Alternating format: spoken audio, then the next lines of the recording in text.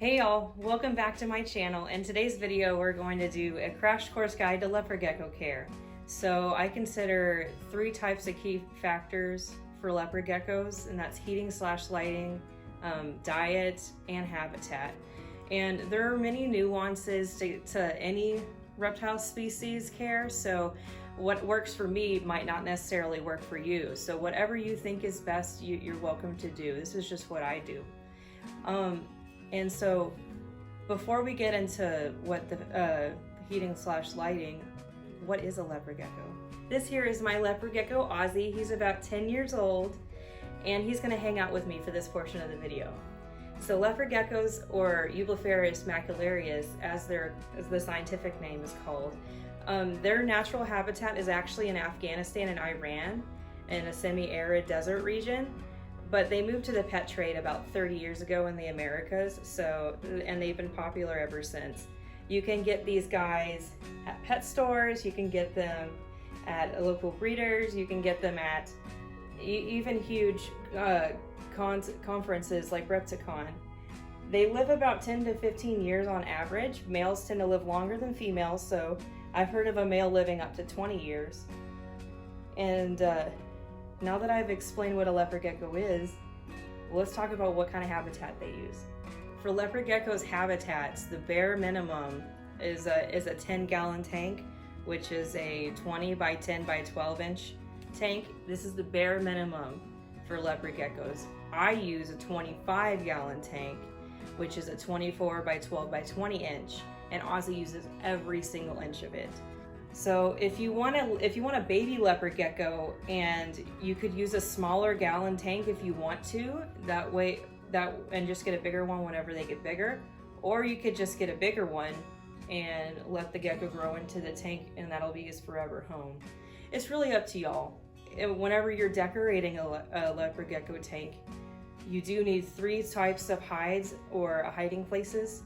So you need a hot side, a cool hide, and then a humid hide.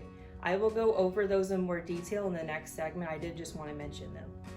Also, you need to provide enrichment items, whether that be leaves, rocks, different kind of mosses, maybe even some toys.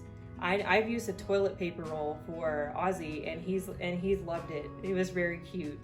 The last thing that you're gonna need is the bedding or substrate of the habitat, and that I would personally stay away from any loose substrate like sand or soil or anything like that, because your gecko could ingest it and it could cause health problems later in life. So what I would probably recommend for beginners would probably be paper towels, just a paper towel substrate, or Repticarpet, which is what I personally use. I think it's much easier to clean just because I can just throw it in the washer and then it'll be done. But it's up to y'all, whatever you guys want to use. All right, so now that we talked about what goes in your habitat, we're going to talk about the heating and lighting. So leopard geckos are ectotherms, meaning that they get their temperature from the environment. They can't create heat on their own. So we have to supplement it for them like we would in the wild.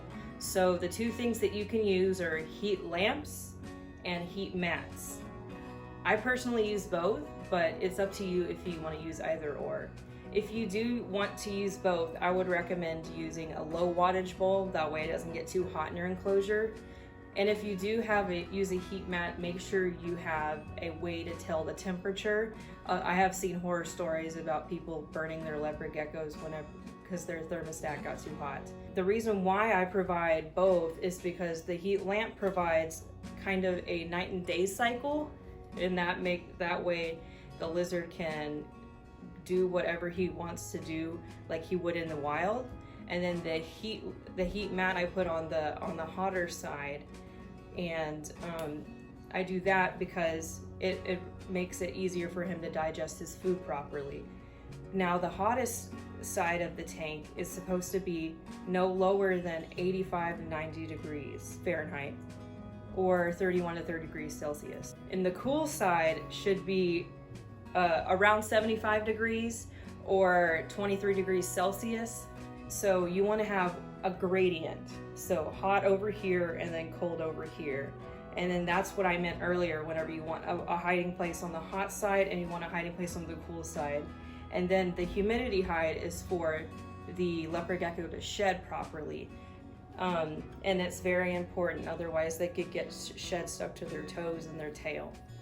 So now that we've talked about the heating and the lighting, we're gonna now talk about what leopard geckos eat. So leopard geckos are insectivores, which means that they only eat insects. The easiest insects to obtain are mealworms and crickets. You can get them at any pet store and they're fairly cheap. So I would say that it's about 60 cents per cricket.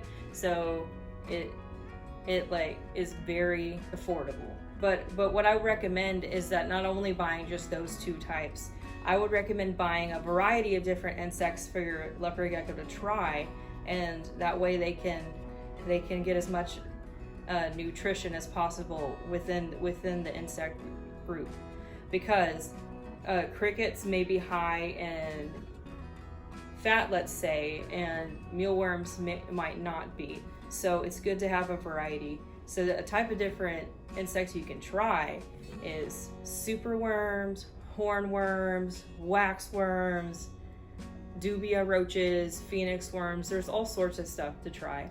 And you can either buy them at a pet store or you can order them online. And what I also recommend is supplementing your leopard gecko's insects every time you feed them with a calcium with vitamin D3 powder.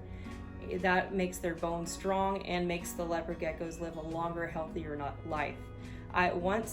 Since my leopard gecko is a little older, I also supplement him with an extra vitamin powder once a month, and he seems to be doing really well with it. Now, what do I feed and how much? So, if you have a very young, only a couple months old leopard gecko, I would probably recommend every day to feed them. If it's a juvenile, maybe a year old, I would suggest every other day. And then if it's an adult, I would recommend like every other day to 2 days. But personally, I feed Ozzy every other day, and I give him as much food as he'll take, whether that be 4 crickets or 8 mealworms, whatever he wants to eat that day. If you want to know what size to feed, what kind of size of insect to feed your leopard gecko, I have a website I'm going to link into the description that's very helpful if you need some help. So now that we've talked about the nutrition, that wraps it up for the leopard gecko care guide. Leopard geckos are wonderful companion animals to have, and you can make them live a long, happy life if you care for them properly. Hopefully I answered all the questions that you may have had if you're looking to buy a leopard gecko. If you do have any more, feel free to comment, and hopefully I'll answer it to the best of my ability. Please like this video if you do want more care guides. Subscribe if you just want any video about animals in general, and comment if you have any suggestions for what video I should do next. Thank you and have a good day. Leopard geckos are wonderful.